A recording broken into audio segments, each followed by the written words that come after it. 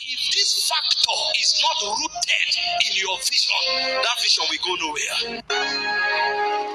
If you don't have money, you can't fulfill destiny. You didn't hear me? If you don't have money, you can't fulfill destiny. You know why? Among men, money is the exchange power. And if you don't have that power of exchange, you may have the best ideas. It will remain in you until you go out of this world. He said in Zechariah 1:17, this is God talking, the Almighty. He said, my kingdom through prosperity shall yet be spread abroad. I thought you are God. You can just sit down and say, China, hear the gospel, and the gospel will enter China. No, sir. For the gospel to enter China, people that have capacity, that have means, we have to come on the corridor. Some of them will talk to the powers that be for the door to open, and some of them will sponsor the gospel. Somebody said salvation is free, but the gospel is not cheap. There is a price for advancing the gospel. I stood up and said, we are going to win 5 million souls because God told me. When they gave me the budget for the first crusade, out of zeal and passion, I say every week we'll be running a crusade until we hit that target. We are about to take the world by storm.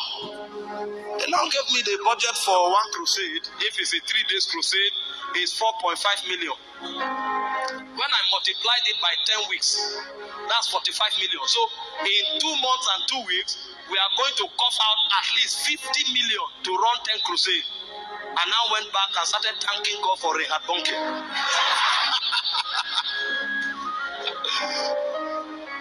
Not everything is zeal. Deuteronomy 8:18, it said, thou shalt remember the Lord thy God. It is him that giveth thee power to get wealth, that you might establish his covenant. So the covenant of God is not only established by prayer, it is established by wealth. And so anybody who is visionary will respect money. He will know how to generate money. He will know how to manage money, and he will account for every money that comes to him. You find a man who is wasteful with finances, he's not a visionary person. Do you know why I'm telling you this? This is a new generation emerging.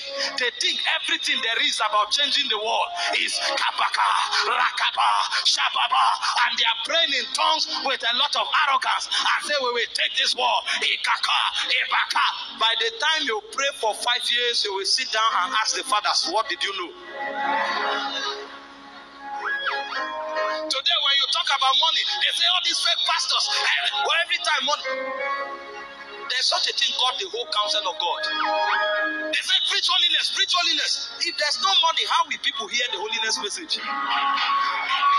Is it not microphone you use to preach the holiness message? Is it not on the media you put the holiness message? Is it angels that load data there? The speakers and the amplifiers that transmit the holiness message, how does it get there? You just see people who have no idea, the devil using them to attack what God is doing. Coming to talk, and gullible Christians will come and be supporting them. Yes, so all these pastors talking prosperity. Prosperity is as important as holiness.